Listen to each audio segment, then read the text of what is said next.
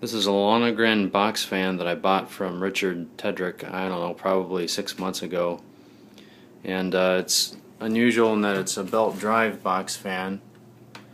And not only is it a belt drive, but it's also powered by a shaded pole motor and not a split phase motor, which is unusual for a small belt drive.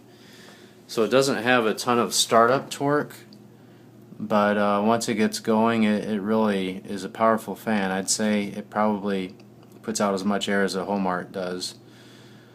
It's about I think it's a 1/8 horsepower Marco motor, and it runs at 1600 RPM.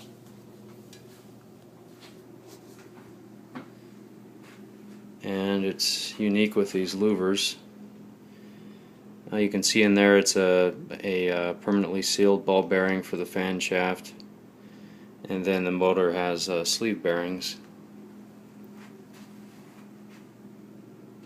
I'll go ahead and give it a whirl.